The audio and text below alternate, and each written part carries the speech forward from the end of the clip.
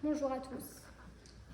Mesdames, messieurs, chers jurys, en ce jour, même si je suis imprégnée d'une détermination sans faille, rassurez-vous, je viens en paix et avec la ferme intention de trouver des solutions pour développer cette notion de paix.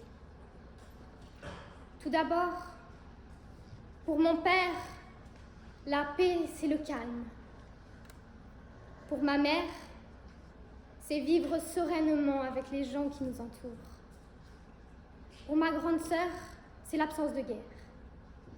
Pour ma petite sœur, c'est la colombe avec les brindilles. C'est l'allégorie de la paix. Mais la paix se résume-t-elle à une allégorie, à une figure de style? La paix, c'est peut-être aussi partir dans les montagnes avec son sac à dos, écouter le silence, la musique, danser, ne rien faire. Mais alors, que signifie vraiment la paix? À ce sujet, même le dictionnaire est indécis. À ce seul nom féminin, paix, il donne 5 sens.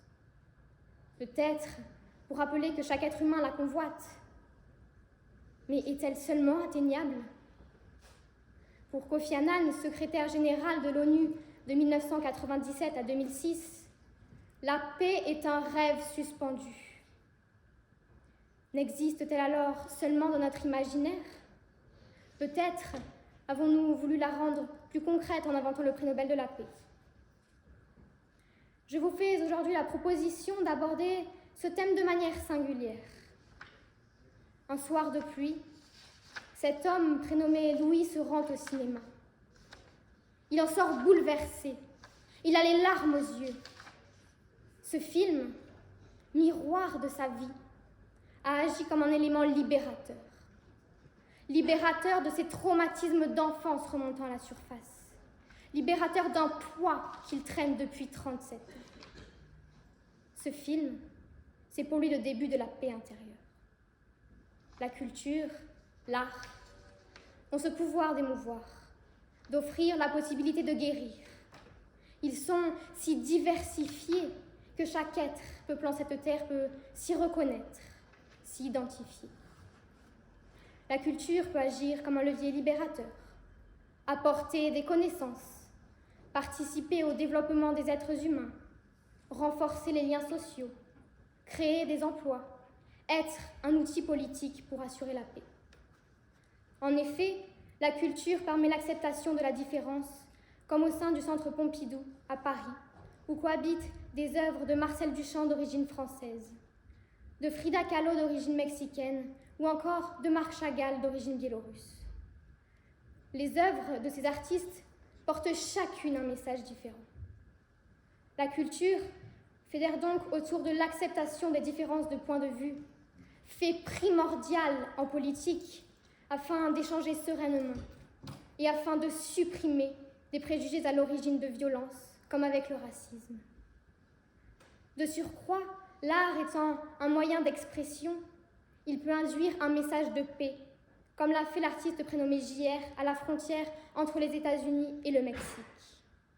Pour cela, il a réalisé un pique-nique géant, sur des tables reliant par une nappe le regard de Maria, une Mexicaine, espérant que cette frontière synonyme de discorde, de conflit, disparaisse pour laisser place à des relations plus apaisées. Par ailleurs, si vous n'êtes toujours pas convaincu, une étude a été réalisée par l'OMS et indique que l'art possède des vertus thérapeutiques. Il réduit le stress et améliore la confiance en soi. Et le roman Germinal de Zola, écrit en 1885, qui réclamait un rééquilibrage entre les ouvriers et les bourgeois, avait un but politique afin d'améliorer la société. Autant d'éléments qui favorisent la paix intérieure, la paix sociale par l'ouverture d'esprit, et par extension, la paix mondiale. Mais au fait, êtes-vous en paix?